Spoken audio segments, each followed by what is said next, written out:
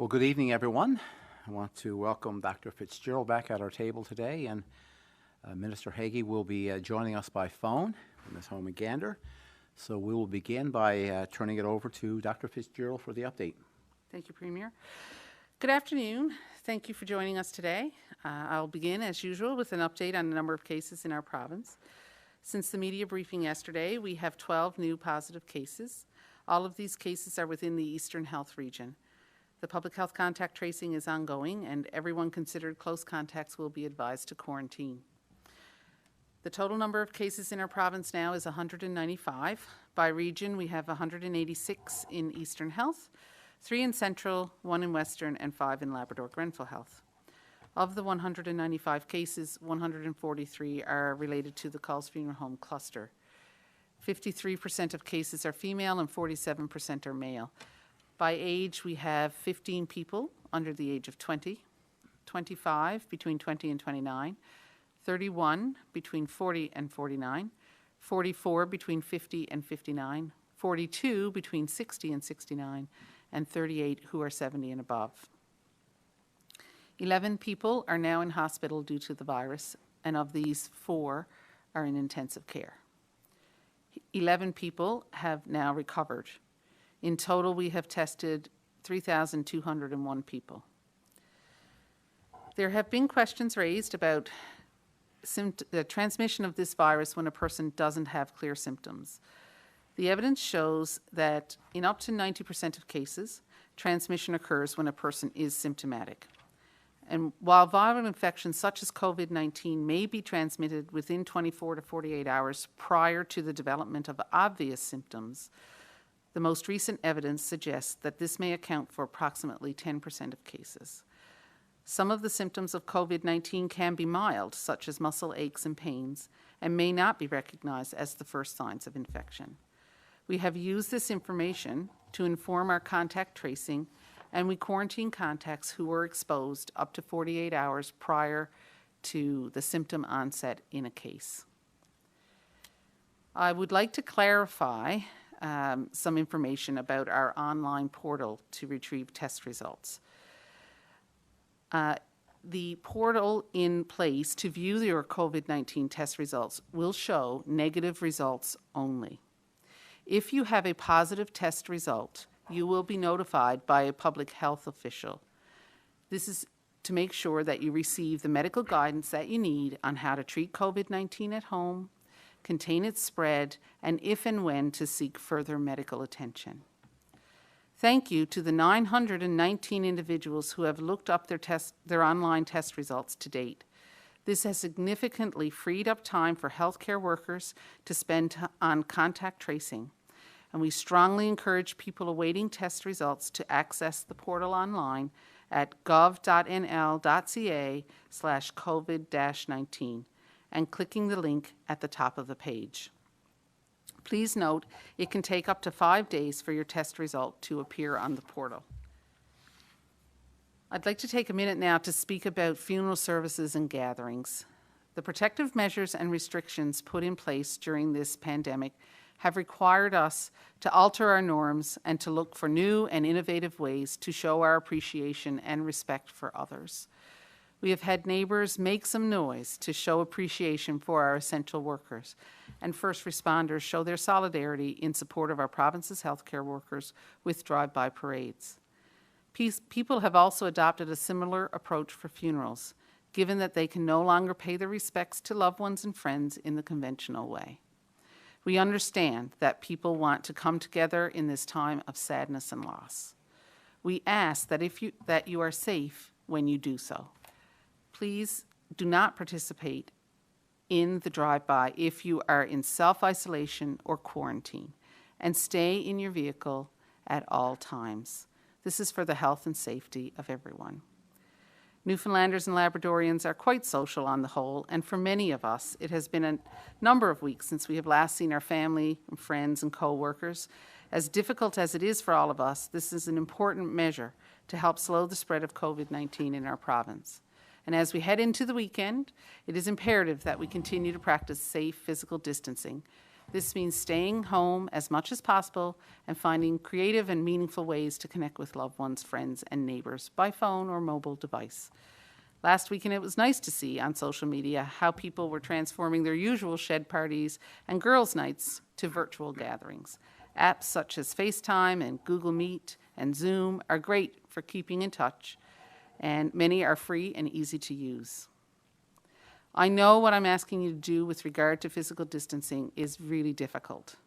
The evidence is clear, however, that if we can reduce our interactions with those outside of our bubble, we can reduce the spread of this virus and in turn reduce the risk to those who are most severely affected by COVID-19 and reduce the impact on our healthcare services. It is estimated that on average, we interact closely with 11 people a day.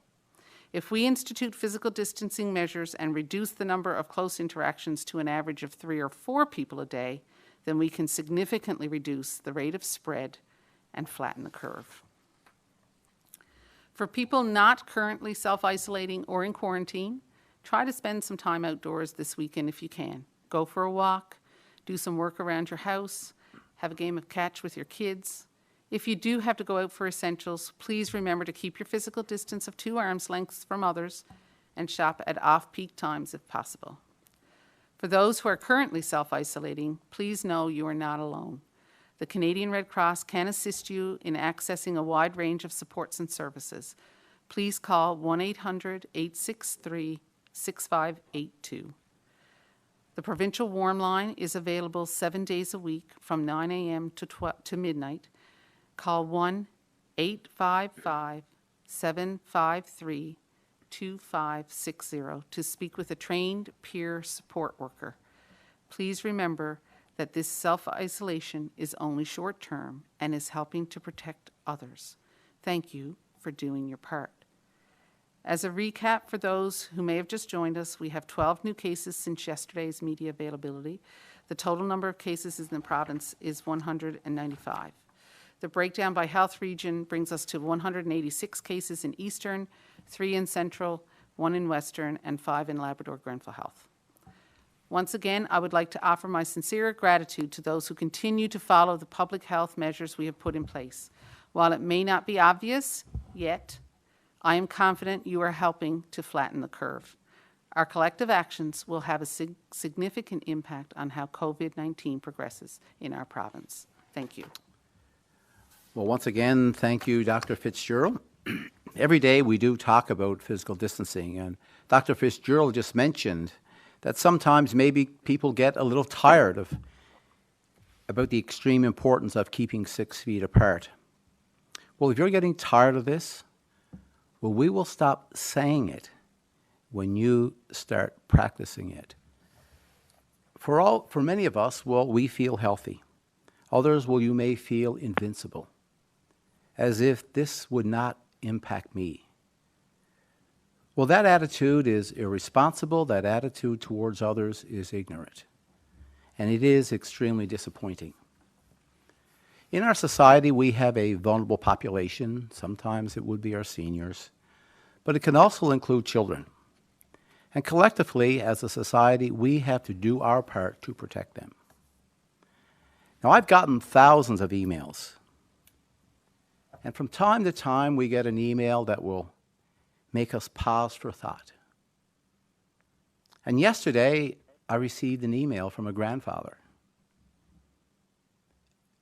His grandson, and I could use his name, was Jacob Anstey. Jacob is celebrating his 7th birthday tomorrow. He loves Star Wars, and he aspires to be a police officer. And so for most of us, we want Jacob to be able to live his dream and see his aspirations come to fruition. But at birth, Jacob had a congenital heart disease. His first surgery was done before he was 5 days old. He's had 3 pacemaker implantations. Jacob has overcome insurmountable odds. So I want to wish Jacob the very best. You give us strength. You give our society strength. So to your parents, Lisa and John, and your older sister, Georgia. I know that you'll be celebrating as best you can in self-isolation. That's where you need to be at this moment. So we're not saying that Jacob is positive for COVID-19, but what we're saying is that Jacob is one of the vulnerable people that we have in our society. He is one of those high-risk individuals. So the actions that we're taking are to protect people like Jacob. He is a very real example. So what we're saying today is that our actions can save lives of others. It could save the life of your grandson or your granddaughter or a senior in our society. You know, information and education is important. It's empowering. So in an effort to support public awareness about the number of cases, about demographics, about those that are impacted in our society, today that we are not launching a new portal, it's at COVID-19 data. It's at our website. If we just visit gov.nl.ca/COVID-19. So just click on the pandemic update button, and it will direct you to a new dashboard, and you'll see graphs, you'll see maps that contain information, important information about the total number of cases, the number of people that are currently in hospital, the number of people that are recovered, which is important, the number of tests that we have completed. So we are now into our third week, so there's a significant amount of information that are coming your way. We've put this in this dashboard. So the information is provided at the regional health authority level. That could be in Central, here at Eastern, and Western, and Labrador-Grenville. It allows people of all ages to gain a better understanding of where the virus has infected people in our province. It charts the rate of progress as we work to flatten the curve. It serves us as a reminder that we must not surrender to complacency. You see, complacency is our enemy in this fight. But this dashboard is launched by governments around the world. It's yet another tool to empower people with the information that is factual and trusted. It gives you the most up-to-date information of the pandemic and its impacts on Newfoundland and Labrador. The site is being managed by the people in our mapping division at the Fisheries and Land Resources, but it's in partnership with Newfoundland and Labrador Statistics Agency and in conjunction with the Centre for Health Information. So it is another great example of public servants that are working from their home and working with us to stop the spread of this virus. So visit the website. See, that is where you'll get the information, most factual and reliable information that we have available to you. As Dr. Fitzgerald said, that we are now heading into another weekend. The evenings are getting longer. But maintaining the physical distance between us is the most important tool that we have. But it does not necessarily mean we have to keep social distance between us. And more than ever, we need to be there for one another. As Dr. Fitzgerald mentioned, this can be it can be a stressful time for many. So we can stay connected. Just do so, keeping and maintaining physical distance. Now, many people are doing this in many different forms. I've had many people that have reached out to me, and they've said that they are connecting with friends of the past, some classmates, people that were neighbors of those in the past. They are reconnecting. So we can do this in many forms. Some people are leaving notes. They're leaving groceries by people's doors. Some people are FaceTiming. They're using Skype, Zoom, and other social media platforms. But please remember, if you have any symptoms, even if they are mild, you must stay inside. Social contact can make you feel connected in a very stressful time. Don't be the conduit of COVID-19. It only moves if you move. Every bit of physical distance that you can keep with you and your friends can limit the spread of this virus. We will continue to work for you. We will continue to protect you and support you. The time is now. We are in this together. Let's be responsible. Let's take control of this so it doesn't take control of us. Thank you. I now turn it over to Minister Hagee for a few comments. Thank you very much, Premier. Well, we've heard Dr. Fitzgerald give an update, and yet again we've seen another day-over-day increase. We have referenced our procurement challenges on multiple occasions, and I spent some considerable time last night on the phone with the Federal Minister of Health explaining our situation. I am of the understanding that we will expect a delivery of masks from Hamilton, hopefully later on today, and more deliveries of PPE over the period between now and the 10th of April. Whilst we have agreed to collaborate with private sector healthcare providers such as personal care homes and home support agencies, that will not allow us any leeway, however, to provide masks other than to people working in the healthcare sector. So for those private businesses who've approached us, we won't be able to help you out until we have an assured supply for our frontline workers in health. Dr. Fitzgerald has emphasized, as has the Premier, the issue of social distancing. The rationale behind this is becoming clear from models in other jurisdictions. Good social distancing delays the arrival of the peak. That allows us time to prepare. And as I speak, there are alterations in hospitals across the province to provide additional space for COVID-19 patients and adaptations to existing infrastructure to make their arrival possible. We've also got time to build up some kind of inventory of PPE so that we can meet the surge. Distancing also reduces the magnitude of that peak, the size of it. And what that does is it allows our hospital capacity to be able to cope. If we cannot delay the peak, it will arrive faster and higher than we can manage, and the system potentially could be overwhelmed. That is why we have spent the last 2 or 3 weeks emphasizing this business of social distancing. And yet still, as recently as last night, there were house parties. Again, the weekend is coming, and people will be tempted to revert to their old habits, go to the cabin and mingle in large numbers. This is not going to be to anyone's benefit. I've seen videos today sent to me by concerned citizens of seniors doing Zumba in rooms in close proximity. These are people who are adults and whose behavior acts as a model for our young people, and we cannot blame our younger people for behavior they see from adults who should give them a better example. We've talked about social media. There is a wealth of information out there about how to do it. It's one click away to be able to do these kind of activities in a group and yet physically distant. If we do not do this, one of these days Dr. Fitzgerald is going to come in and announce a sudden rise in numbers day over day, and this peak will take off, and we could be too late. The time is now. Our healthcare system houses our most vulnerable people, and the Premier has given examples of this. I want to emphasize, however, that for those people admitted and for those people with COVID-19, at the moment there is no cure for this condition.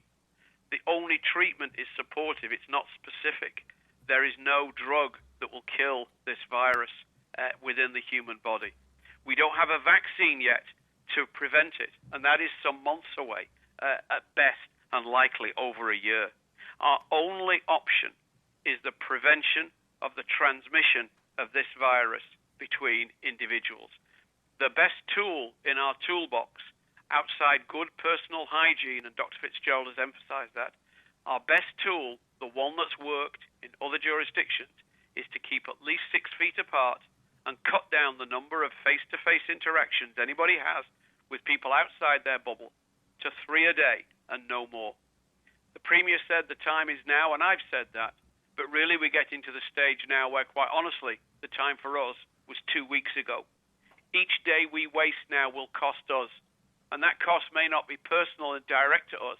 It could be some friend, it could be someone we love. So for heaven's sake, stay in your bubble, stay home, and don't burst anybody else's bubble. Thank you very much, Premier. I'll hand it back to you now. Thank you, Minister. We now open it up for the media for questions. Thank you, Premier. For the benefit of our speakers, we have 7 reporters registered for today's call. In the essence of time, each reporter will have the opportunity to ask 2 questions. We suggest that you not ask rumor-based questions. We will run through the telephone queue so each reporter has an opportunity And following this, should time permit, reporters can then ask single questions only. Operator, please proceed, as this call will end at 2:59 p.m. Thank you. If you have a question, please press star 1 on your telephone keypad.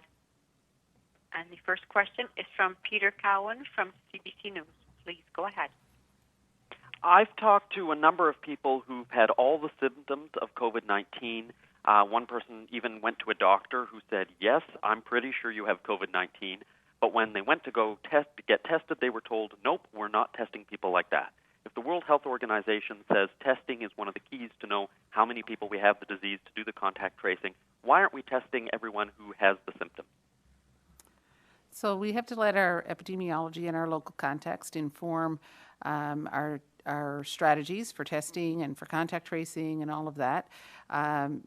We are analyzing that data on a daily basis, and if at some point we decide that that's where we have to go, then we will do that. Peter, from a point of view of discussions at the federal level, one of the issues is about blood testing and looking for antibodies. That will tell you if a person has had the disease. The current testing we are using and we have access to, because that is what is licensed and available in Canada, is actually based on detecting the virus at the time someone has symptoms. So they are two parallel processes. At the moment, there are a series of test kits that are being marketed by a variety of manufacturers. Health Canada is looking at those because, quite frankly, some of them are not worth the effort of buying them. But once serology becomes accepted and available, that might answer your question to go backwards and say, well, did this individual have it? That, in actual fact, will not alter what we do on the advice of epidemiologists, because if you no longer have it, then you're not a risk to anybody else or yourself. But if we're not testing these people, then isn't there a very real possibility that there may be way more people? Peter, you've already asked 2 questions? Nope, that was only my first question. Okay, continue. So if we aren't testing these people, doesn't that mean that we couldn't very likely have way more people who have the disease and may be spreading the disease because they haven't been tested, they haven't been ordered to quarantine, and we haven't done contact tracing? You're talking about people who may have had the disease. Anybody currently who presents with their family doctor with an influenza-like illness, other symptoms to which you refer, would automatically get a COVID test on their ILI panel. So I think what you're doing is confusing past symptoms which have resolved with the current problem we're dealing with.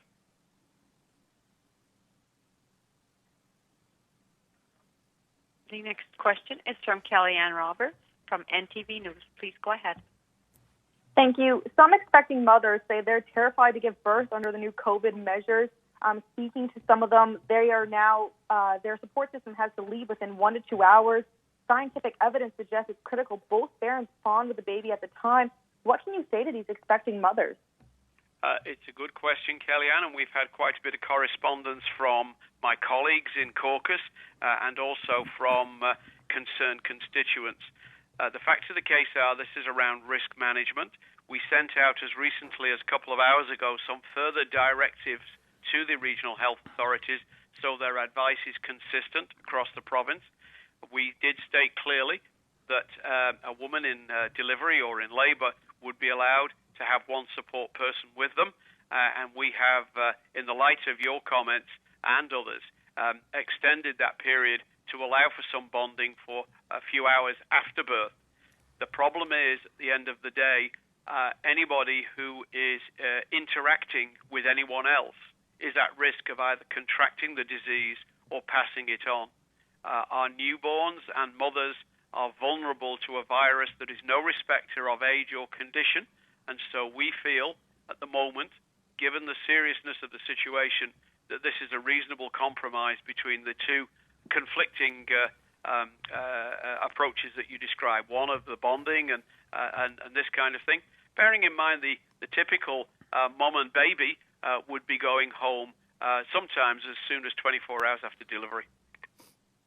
Thank you. And we've spoken heavily, or you've spoken heavily about a peak, about a surge, preparing for this. Do we have a closer timeline on that? I know Alberta's looking at end of April. We're generally behind the rest of mainland, are we looking at a time period for our peak?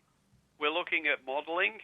We are trying to now find whether or not we have a good model that we can plug our data into. That work is active at both the federal and provincial level. Certainly, we do know historically that we have lagged behind the mainland. I go back to my opening comments. If we have been successful with our our physical distancing, we will see the peak arrive later, and it will be a lower peak. If we haven't, the peak will come sooner when we have less time to prepare, and it will be significantly greater in terms of numbers, to the point where it could actually produce a significant challenge for our healthcare institutions, even with their significantly available bed numbers, in actually meeting the numbers. Thank you. Thank you. The next question is from Tyler Dunn from VOCM. Please go ahead. Thank you.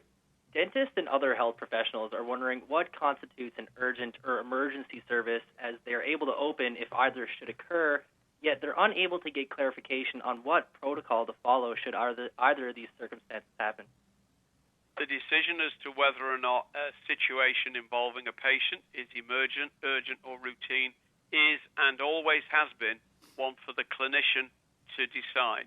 They need to satisfy themselves when they interact with a patient or the letter is sent in from a primary care provider that they have enough information to make that determination. Currently, we are still in a situation where anything that a clinician deems as urgent or emergent can be accommodated. Should we see a surge and the situation in the acute care facilities be stressed, that may then change. And with banks still being open and whose workers are in close contact with the general public by handling items, cash, etc., what is being done to protect both those working in these businesses and those who are using them? We have guidelines through occupational health and safety. Physical distancing is key. Barriers such as plexiglass and this kind of thing, at one time, were fairly standard in banks. They have gone because of the kind of open office nature of new banks. The view is that we still need access to some banking services other than simple machines. We have challenges sometimes. People need to access their bank accounts. Their cards don't work. They need to be renewed. And we need to ensure that people still have purchasing ability. This state of emergency is going to last for weeks and months. So that is a crucial part of allowing people access to groceries, medications, and these kind of things. Thank you. Thank you. The next question is from Patrick Butler from Radio Canada. Please go ahead. Hi there. I have a question related to personal protective equipment. New Brunswick said yesterday they could run out of testing equipment toward the end of the week. How do we compare on the PPE front? And especially if we're talking about not being able to even provide masks to businesses such as personal private care homes. Well, Patrick, that's a good question. PPE is a source of concern. Just to correct what may have been a misinterpretation of what I said, we will supply masks and PPE whenever possible to private businesses who provide frontline healthcare services. So that would include personal care homes. It would include home support agencies. What I said was we would not be able to provide masks to private businesses who might need it for the protection of employees not working within the healthcare sector. We do have some manufacturing capability starting up here. There is a challenge with PPE across the globe. In terms of that, at the moment, my staff advise me we have around a week to 10 days at the current rate of usage. And as I alluded to in my opening remarks, we are expecting deliveries today and through the week. The reagent issue for testing, we again have supplies that should last us up to our next deliveries, which are going to be the end of this week. So for the moment, unless something different happens, we are all right for the coming week, and we're working very hard to make sure we stay all right beyond that. But again, I must go back to the distancing. If people can seriously take distancing to heart, the need for those reagents, the need for that PPE can be kept low for longer to allow us to build up a stock for when the wave does come, because it's coming. And a question for the Premier. The Quebec government asked for the Army to come in and help in northern Indigenous communities in that province that would be grappling with the pandemic. Is Newfoundland and Labrador looking to do that, to have federal help in the form of the Army coming into northern Labrador communities? That is not something that we've asked the federal government to do at this point. And going back and building on Minister Hagee's comments there, over the last day and a half or so, there's been quite a bit of dialogue and communication with other provinces, with other premiers, of course, and with our minister to minister in other provinces. And Minister Hagee's been a big part of that. Over the last day and a half, I think we spent quite a few hours, 3-4 hours, as premiers discussing things like PPE, as you just mentioned, and on a daily basis now, we're getting updates on the equipment as it would arrive in Canada, arrive in Newfoundland and Labrador. That would be true for all provinces. So much of our discussion on a 2.5-hour call last night with the Prime Minister was about PPE, but it was also about other initiatives that we could avail of if need be. Bringing in the Army or using the National Defence, of course. But if we were to do that, we would have to make a request for a specific type initiative that they would come into the province for. So in Newfoundland and Labrador, we have not, this is not something that we see as an option or we would need at this point, but that option is available to us if we need it in the future.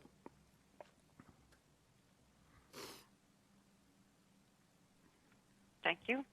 The next question is from Holly Mackenzie-Suter from the Canadian Press. Please go ahead.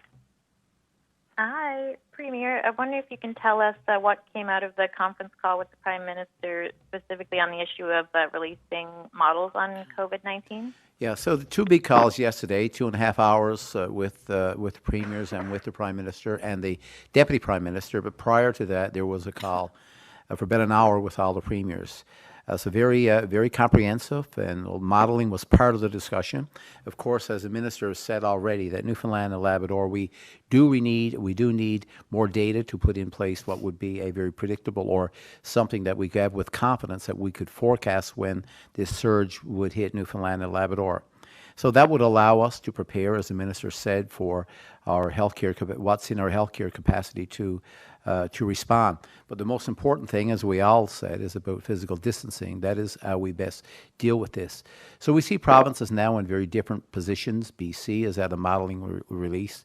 We know that Ontario will be releasing a model today. They're modeling for their province. We know that Saskatchewan, we were told on the call last night, would be early next week, Manitoba, mid next week, and so on. So every province is in a very different position when they can actually put in place what would be a model for their individual province. But the fact is, the model will help us in preparation, but it's not going to prevent things from happening. We can do that today with the tools that we have, and that, of course, is physical distancing and complying to the guidelines that the Chief Medical Officer has put in place. They're important for us to work with our healthcare system, but the most important thing is what individuals could do to prevent the spread. Thank you. And a question for Dr. Fitzgerald, just on the topic of contact tracing. I'm wondering if you could be a bit more specific about kind of the number of people that are working on contact tracing in a range of, dozens to hundreds on a given day, and what specific technology, such as apps or web-based systems, are being used. So right now in the regional health authorities, there are communicable disease control nurses as well as public health nurses who are involved in contact tracing. Exact numbers I do not have, but certainly we are talking in close to 100 probably. But we and the techniques that are used, really, it's about it's old-fashioned detective work. It's asking questions, it's talking to people, and then that information goes into a database where all that information is kept. So really it gets back to taking a good detailed history, finding out where people were, who their contacts were, and there's no technology really that can replace that. Although certainly there are some technologies out there that have been explored to aid in contact tracing.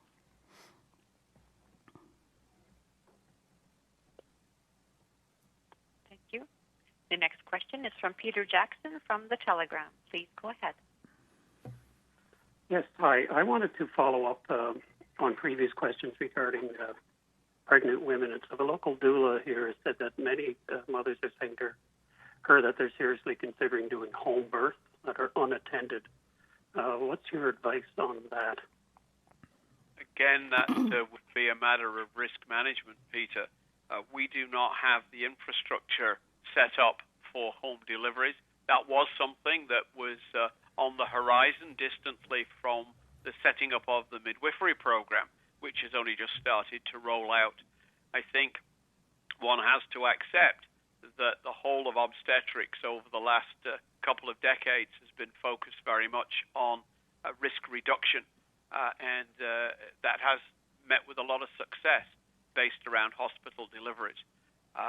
It would be unfortunate, if someone escaped COVID-19 to have a major problem with a home delivery. And I think it would be incumbent on the mom to weigh that very heavily before trying that route. Okay. And I have another question is, about distancing. There appear to be a lot of people, if you look on Facebook or other social media, they're traveling around the province visiting other communities. Some of them are not doing it for necessary reasons. Quite often it could be visiting. Is there any possibility that you might place further restrictions on travel within the province? I think from a point of view of a public health issue, we would take guidance on that from Medical Officer of Health. But in actual fact, we've been very clear about travel. It is essential travel only. So if you're going to visit Granny, is it essential that you do that now? And could you do it some other way in terms of the social apps that we see that would allow connectivity? Quite frankly, if you look at some of the data that's come out of Google Mobility, for example, which is a few days old, it certainly suggests a significant reduction in travel across Newfoundland and Labrador, anything up to about even 30% in certain sectors. But you're right, Peter. People have got to ask themselves how important it is that we do this now. And the key is Dr. Fitzgerald's comment. If you can cut down per day the number of people you interact with to 3 or less, we can hold this disease to a point where the peak will arrive later and we have more time to prepare, and the peak will be lower and the hospital system can manage. Thank you. Thank you. The next question is from Elizabeth Witten from All Newfoundland Labrador. Hi, I had a question, a follow-up from yesterday. Minister Haggie, you mentioned that testing is currently underway for locally made PPE, and I was wondering if these trials are successful, when could they be mass-produced and reach our healthcare workers? That's a good question. It's interesting how complicated a surgical mask or an N95 mask can be. The raw materials from which it is made are not actually made in Canada. There's 1 or 2 locations that you can get it from in the States. So at the moment, researchers in engineering faculties, not just in Newfoundland and Labrador, but across the country, are trying to find alternatives. They're building a supply chain from nothing. So masks are actually quite a challenge. Gowns are a little bit more simple in the sense that once you've got a standard of fabric, it's a question of permeability and those kind of things. Those tests are relatively straightforward. So it will differ for different pieces of equipment. And certainly that has both our healthcare experts and also significant engagement from private entrepreneurs in the province working on it. I think it would be very difficult to give you a time on that, but I think everybody understands the urgency of this. We can buy them time by keeping apart. We delay the arrival of the surge. That gives them time to do their work. If I could, we've put in place good neighbor agreements with many of our our labor unions within Newfoundland and Labrador has various people with jurisdictions that would work, would coexist within the units as we provide health care. Well, a very similar arrangement, even though not formalized. There's a commitment from every province to actually share the information of locally made goods that we could actually share. And we've seen some of that already when certain provinces have been struggling and in need for things like PPE. That provinces have stepped up that may have a little more inventory, and they've shipped that to other provinces. So there's a good collaboration now amongst provinces in a very neighborly fashion that if they have something and someone else needs it, well, they're willing to share. And of course, likewise, we would actually be doing the same thing again if we had the capacity to do so. So it's just not what we can make locally. That's extremely important as we get into the manufacturing era in Newfoundland and Labrador, but it's important that we also let our neighbors know that we're able to do that and maybe support them in the future as well. But the key here is make sure that when we make this stuff, we make it to it meets the specifications so that we keep our healthcare workers safe. We want to do it here, but we also want to be able to be in a position that whatever we do here is keeps our healthcare workers safe. Operator, we will now start single question. Oh, I didn't get my second question. Oh, sorry. Yeah, sorry. I know it went on a bit long. I'm curious also, Minister, you mentioned that a few moments ago that we have about a week to 10 days of PPE in the province. So under these circumstances, what is the ideal amount that we'd like to have to burn through? We would like to know that we could withstand a shipment that was late or a surge within acute health. This is why we have spent considerable time and effort with our healthcare workers and their representatives looking at what is best practice, what is the right mask for the right worker and the right patient in the right situation. And there is a lot of evidence out there to guide us. The challenge is that when people are worried, and healthcare workers are no different than anybody else, they worry as much, maybe more than others. There is a tendency to follow the heart rather than the head, and we have really been keen to use evidence. It's our only defense, and we're working through that. We would like not to have to worry about checking our supplies every day. But until we get to that point, we will check our supplies multiple times every day. Thank you. We will now move to single question. Thank you. The next question is from Kellyanne Robert from NTV News. Please go ahead. Thank you. I've been asked this question extensively. I'm wondering if we can get an age range of those that are in hospital. We can provide that for you. We currently only have an age range for the positives. That's 5 to 91, and the median age is 55. Thank you. Thank you. The next question is from Peter Cowan from CBC News. Please go ahead. Just going back to the question of testing, I'm talking to people who have symptoms right now. They've seen a doctor.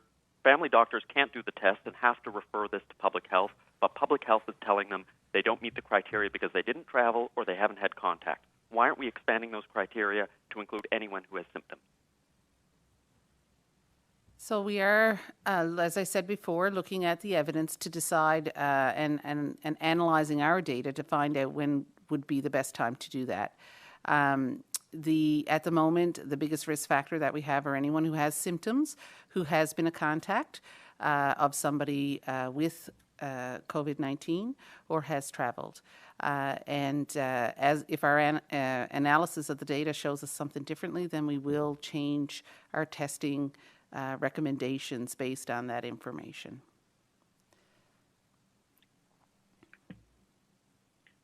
The next question is from Patrick Butler from Radio-Canada. Please go ahead. Hi. I have a question regarding expenses for the province. Has government instructed staff to start curbing expenses or expenditures? Is there anything like a hiring freeze in place or something like that because of the difficult economic situation you're in? Well, what we've been put in place is making sure that we redirect as much money as we can into the healthcare system. Of course, this is our priority right now. It's the priority of every single department. And as you've seen, just when we opened up the House of Assembly, there was a $200 million contingency fund put towards COVID-19. So if we obviously travel right now, we'll use and redirect and save money in those areas. And if need be, that can be redirected to health. But our in hiring freeze, right now we have many people that are working from home, so there's really no need at this point to be hiring people unless they're essential individuals right now. So there's no government-wide hiring freeze that's put in place, but we expect people to use the financial resources that they have available to them, to use that wisely, only if it's necessary, and if need be, we need to continue to position ourselves to put more towards healthcare if required in the future. Right now, as the minister said, as the chief medical officer has said, our number one priority for me as premier as well is stopping the spread of COVID-19, as it is for every other minister in our caucus. The next question is from Holly Mackenzie-Suter from the Canadian Press. Please go ahead. Hi, question for Minister Haggie. I'm wondering if for smaller provinces like Newfoundland and Labrador, do clustering events like the one we've seen coming out of calls pose a special risk for smaller provinces, just because we don't have a large number of ICU beds in case there's a sudden concentrated influx of patients? We actually, as a province, are very well off for ICU beds per capita. If you look at our infrastructure, the 98 beds that we have compares very favorably with a lot of other jurisdictions. And we actually have more ventilators per bed than a lot of other American jurisdictions, which are often held up as the way to do it. I think the clustering is a feature of our geography. We have a wide, large province, but people live together in relatively close proximity where they do. So the calls cluster effect here is still significant. It's still of the order of at least 143 of the patients in Eastern Health. So it's a significant chunk of that. But in terms of infrastructure, we actually shape up very well on the national and international stage. The next question is from Peter Jackson from The Telegram. Please go ahead. Hi, I'd like to follow up on a couple of earlier questions about testing. And I just want to make it a simple question. If you have any kind of flu-like symptoms, does that automatically qualify you for testing?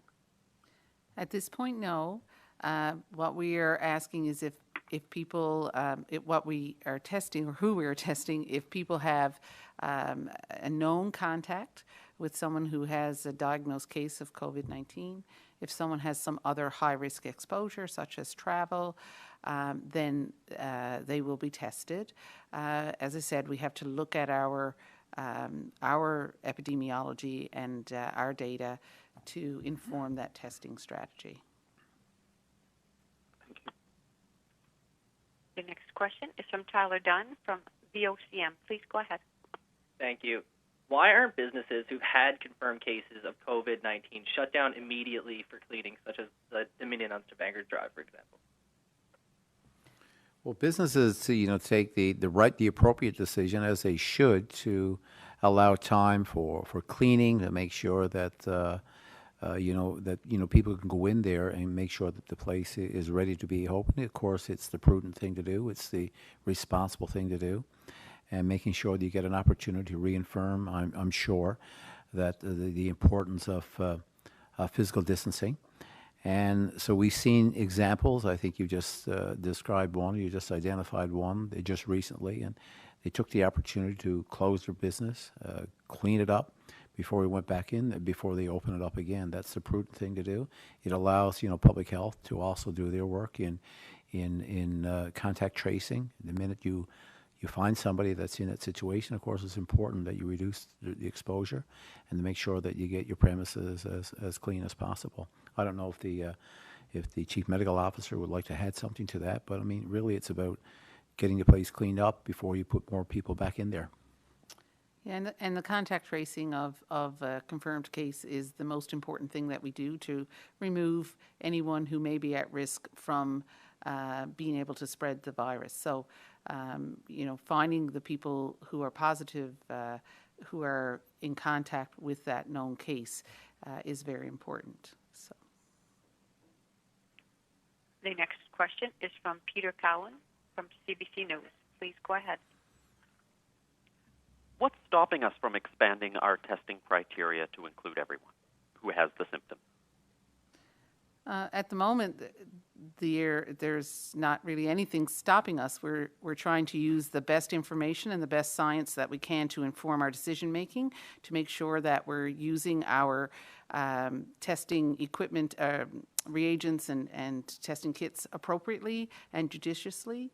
So, and when we need to change that, we will.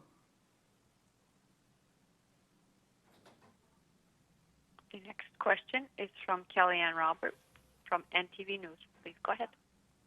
Thank you. Are abortion services during COVID-19 deemed essential, and are they still going ahead at this time?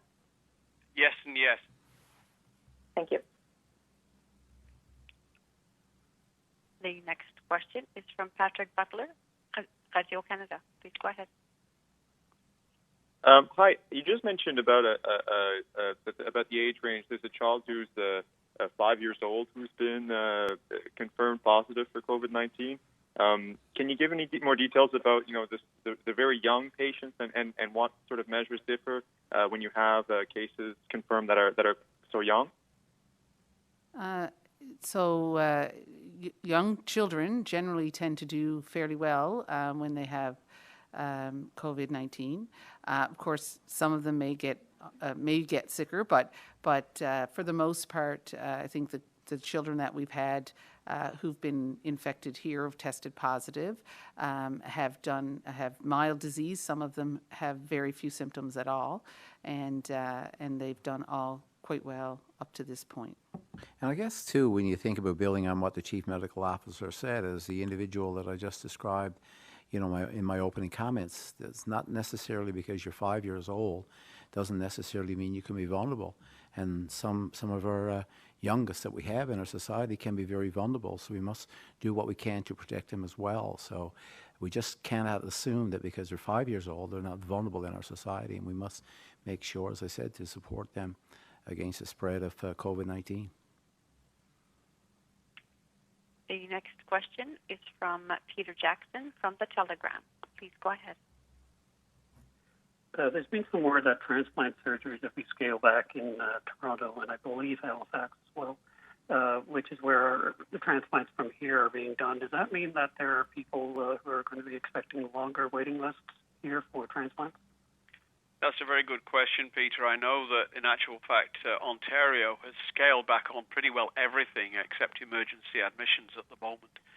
We do not have the ability, the critical mass, or the infrastructure to run transplants here.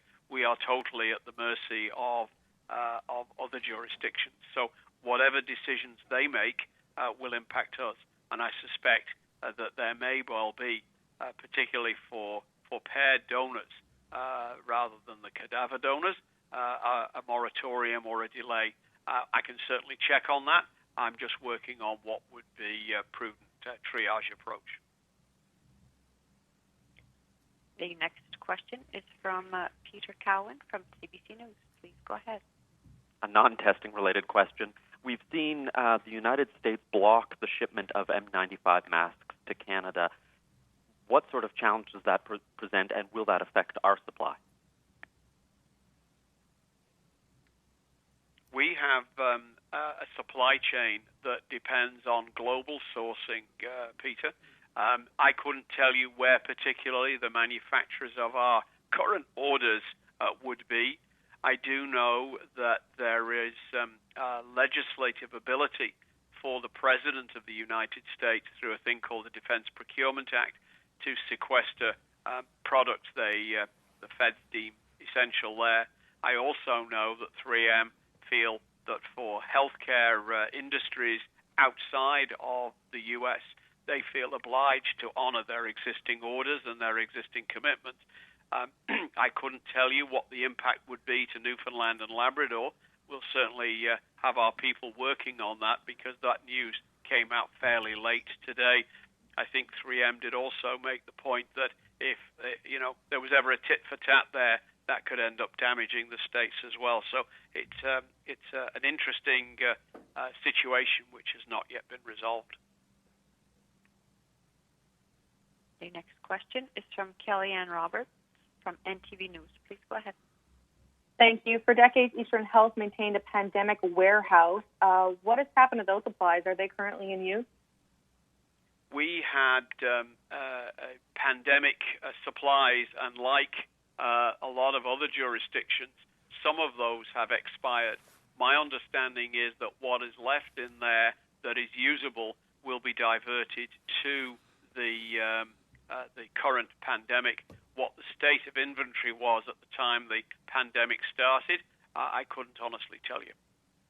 Thank you. There are no further questions at this time. Thank you very much for attending. Tune in tomorrow at 2 p.m., 1:30 Labrador time, and we'll have you all back then. Thanks. Bye-bye. Thank you. The conference has now ended. Please disconnect your lines at this time, and thank you for your participation.